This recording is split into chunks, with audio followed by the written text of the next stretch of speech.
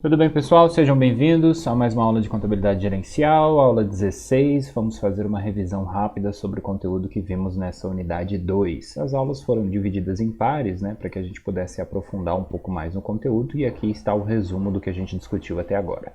Então, na aula 10, nós falamos um pouco sobre o papel da controladoria, entendendo que ela é o órgão da empresa, cuja missão é basicamente zelar pela eficácia do processo da gestão como um todo, para finalidades internas quanto externas também. Então, ela cuida para que os usuários tenham todas as informações necessárias e atinjam ali plenamente os seus objetivos. Independentemente da denominação da área organizacional, nós vimos também que a função da controladoria deve ser executada, porque ela pode acontecer não necessariamente como um órgão da empresa, mas nós também a entendemos como um conceito de conhecimento humano realmente.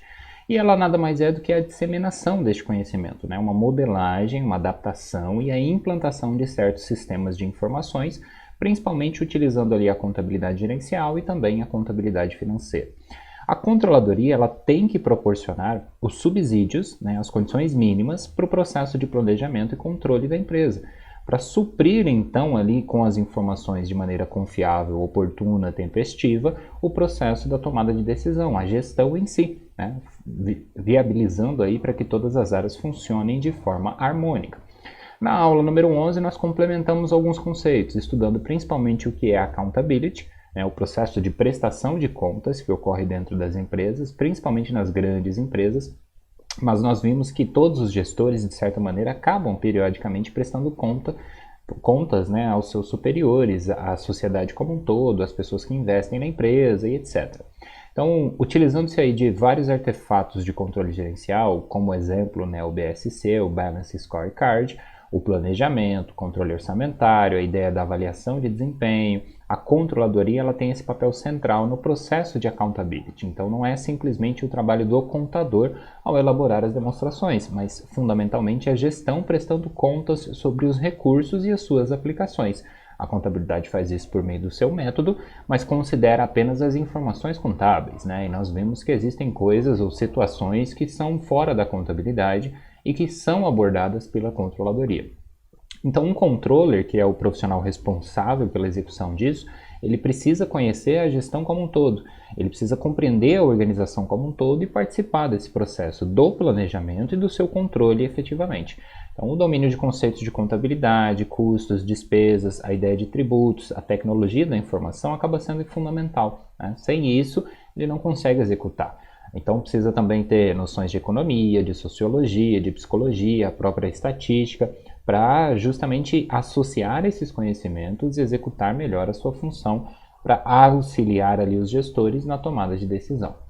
Seguindo o nosso raciocínio, nós vimos na aula de gestão no ambiente organizacional a ideia do modelo de gestão. O modelo nada mais é do que a maneira que a própria empresa adota. É uma maneira própria, única, individual, que cada empresa vai administrar os seus negócios. E esse modelo ele parte fundamentalmente da visão, da filosofia dos gestores.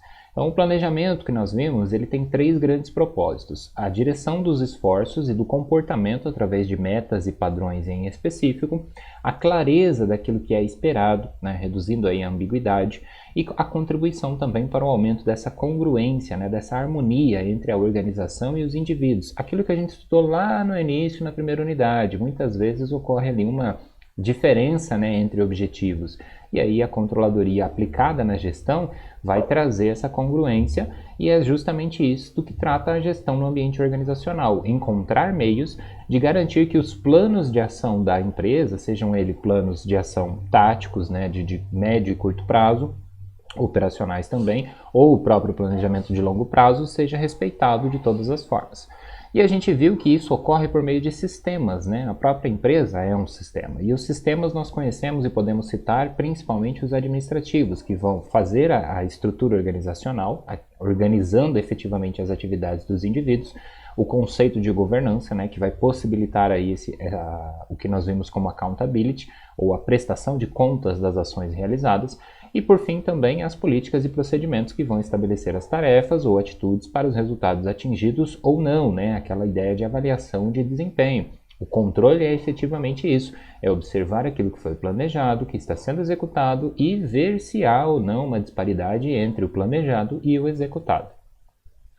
E uma das formas, ou um dos meios mais utilizados é o conceito de controle orçamentário, né?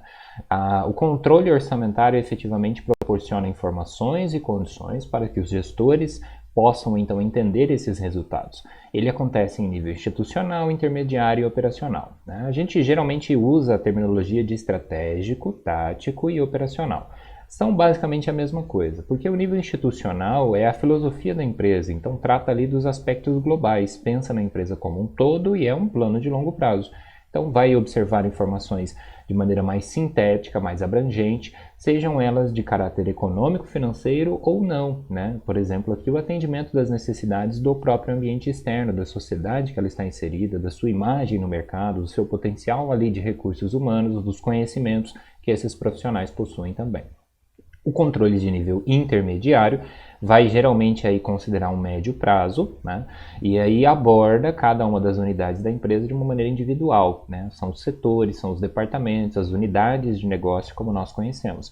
Ele é um pouco menos genérico, ou seja, ele vai aprofundando um pouquinho mais na realidade da própria empresa e mescla esses aspectos. Então ele vai trazer ali uma linha de associação entre o que se espera, né, na visão dos gestores do negócio e o que se deve ser executado efetivamente pelos profissionais da área operacional. E o controle operacional ele é executado, obviamente, para controlar as operações. Então é onde a gente geralmente começa estudando uma empresa, né? Entendendo ali o seu nível operacional, nós percebemos os custos, as despesas que ela possui, as receitas que ela obtém. Enfim, a gente observa as atividades, as tarefas, as operações, justamente para fazer essas avaliações de acordo com a realidade do negócio que nós estamos gerindo. E aí, profundamente a isso, né, aprofundando, melhor dizendo, a isso, nós vimos os métodos de custeio e o impacto que eles possuem sobre o controle de modo geral. Vimos o custeio de absorção, custeio por atividades e também o custeio variável. Eu citei alguns dos exemplos para vocês, né, mas basicamente o que a gente tem que entender é que cada método possui ali a geração de uma informação em específico. Então, a escolha do método que eu vou utilizar depende da necessidade da informação que eu tenho. Isso que eu quero que vocês gravem e que fique claro, né? Então eu não posso avaliar desempenhos apenas utilizando o custeio variável e querendo ali impor uma realidade que talvez não é o que eu estou obtendo de informação. Então, para cada situação eu posso usar um método. Para cada realidade eu vou observar a minha necessidade e vou aplicar aquilo que eu estou buscando. Esses métodos como um todo foram desenvolvidos justamente para isso, né? E todos eles vão depender daquela primeira etapa que a gente viu do processo de concepção de um sistema de apuração de custos. Então, a gente precisa sempre avaliar o custo-benefício, a gente precisa sempre considerar diversas variáveis que vão influenciar nesse processo.